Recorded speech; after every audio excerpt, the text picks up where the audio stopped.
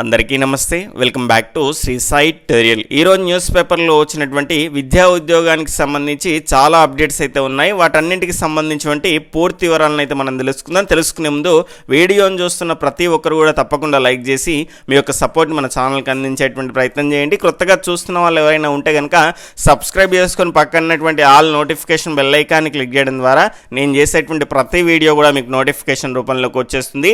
సీటెట్కి సంబంధించినటువంటి ఈ public notice గురించి చాలా మంది అడుగుతున్నారు.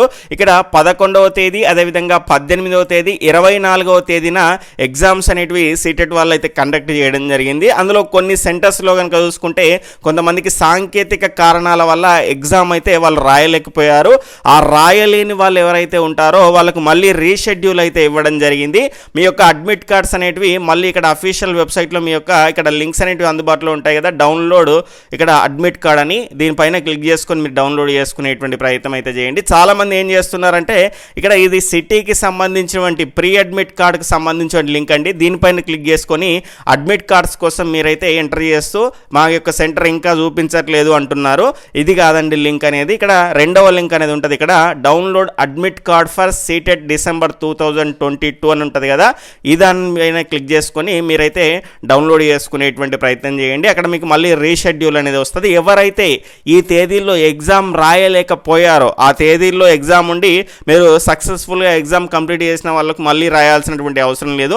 ఎందుకైనా మంచిది మీ యొక్క హాల్ టికెట్ నెంబర్ని ఎంటర్ చేసేసుకొని ఇక్కడ మీ యొక్క అడ్మిట్ కార్డ్ మళ్ళీ వస్తుందా లేదా అనేటువంటిది చెక్ చేసుకోండి. ఎవరైతే ఎగ్జామ్ రాయలేకపోయారో వాళ్ళకి సంబంధించి మళ్ళీ ఒక రీషెడ్యూల్కి సంబంధించినటువంటి అడ్మిట్ కార్డ్ అనేది వస్తుంది, అది డౌన్లోడ్ చేసుకొని మళ్ళీ ఎగ్జామ్ రాసేటువంటి ప్రయత్నం చేయండి. ఆ రోజులలో రాయని వాళ్ళు ఎవరైతే ఉంటారో వాళ్ళు మాత్రమే.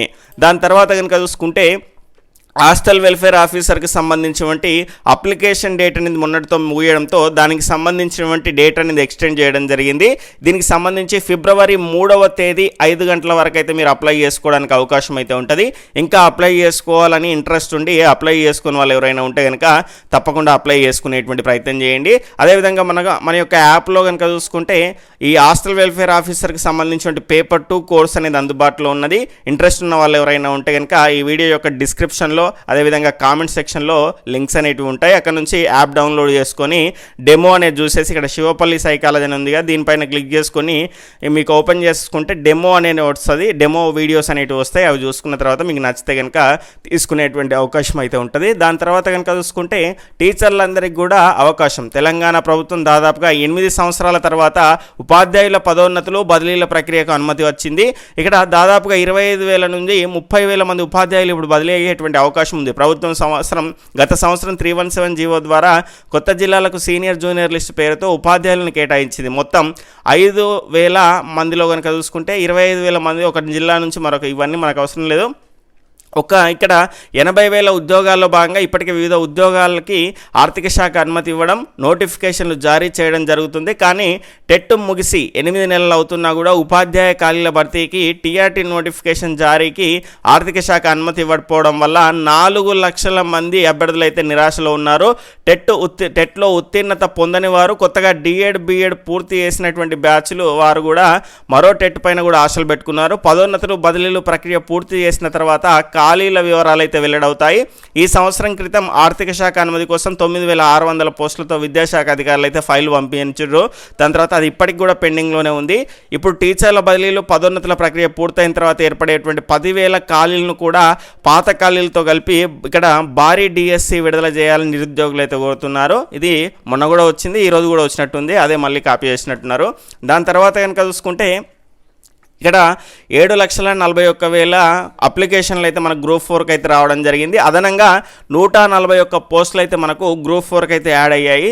ఇక్కడ దీనికి సంబంధించి మొత్తంగా 8,180కి చేరినటువంటి మొత్తం ఉద్యోగాల సంఖ్య. రాష్ట్రంలో గ్రూప్ 4 పోస్టులకు దరఖాస్తు చేసుకున్నటువంటి ఇక్కడ నిరుద్యోగులు ఉద్యోగార్థుల సంఖ్య భారీగా పెరుగుతుంది. ఈ నెల 30తో గడువు అనేది ముగియనున్న నేపథ్యంలో శనివారం నాటికి మొత్తం 7,41,159 మంది అయితే దరఖాస్తు చేశారు. చివరి 2 రోజులు దరఖాస్తులు అయితే పెద్ద సంఖ్యలో వస్తాయని కమిషన్ అంచనా వేస్తుంది. ఈ నేపథ్యంలో చివరి నిమిషం వరకు వేచి చూడకుండా ముందుగానే దరఖాస్తు చేసుకోవాలని అభ్యర్థులకు TSPSC అయితే సూచిస్తుంది. మనకు రేపటి వరకే అవకాశం అయితే ఉంది. రేపే చివరి తేదీ కాబట్టి ఇంకా అప్లై చేసుకున్నటువంటి అభ్యర్థులు ఎవరైనా ఉంటే కనుక వీలైనంత తొందరగా అప్లై చేసుకునేటువంటి ప్రయత్నం అయితే చేయండి. ఎక్స్టెండ్ చేస్తారో అవన్నీ చూసుకుంటూ ఉండకండి.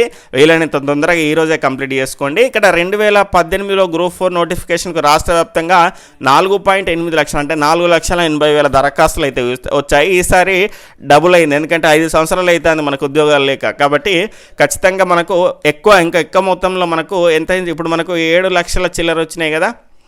8 లక్షల వరకు 9 లక్షల వరకు పోయినా కూడా ఆశ్చర్యపడాల్సినటువంటి అవసరం లేదు. ఎందుకంటే నిరుద్యోగం అనేది అంత దారుణంగా తాండవిస్తుంది. ఈసారి చివరి తేదీ నాటికి ఈ సంఖ్య దాదాపు 9 లక్షలకు చేరువలో ఉండవచ్చని కమిషన్ భావిస్తుంది.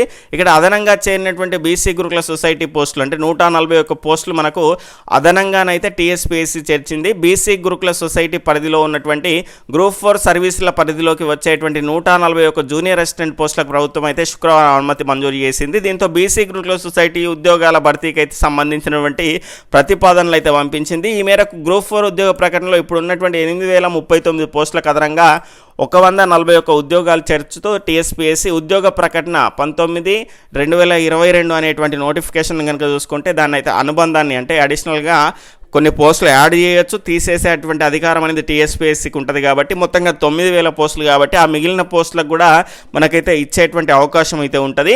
ఇక్కడ బీసీ గురుకుల సొసైటీ పరిధిలో మొత్తం విద్యాలయాల్లో 86 పోస్టులు, బాలికల విద్యాలయాల్లో 55 పోస్టులు అయితే ఉన్నాయి.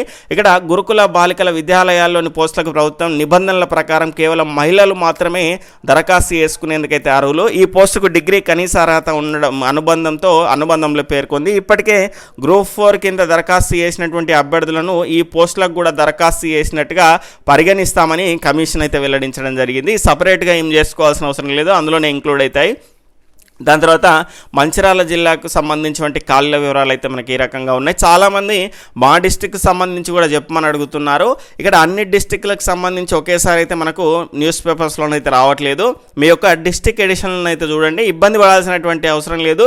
ఈ బదిలీల ప్రక్రియ ముగియగానే అన్ని జిల్లాల వారీగా ఉన్నటువంటి ఖాళీల వివరాలు అయితే మనకు క్లియర్ కట్గా వచ్చేస్తాయి. అవన్నీ కూడా ఒకే దగ్గర చూసుకోవడానికి అవకాశం అయితే ఉంటాయి. కాబట్టి ఇప్పుడు మనకు ఈ గ్రూప్ ద్వారా అందుబాటులో ఉన్నటువంటి మీ యొక్క ఈ మంచిర్యాలకు సంబంధించినటువంటి ఇన్ఫర్మేషన్ కానీ మిగిలిన వచ్చినటువంటి ఇన్ఫర్మేషన్స్ని అయితే మనం తెలుసుకునేటువంటి ప్రయత్నం అయితే చేద్దాం.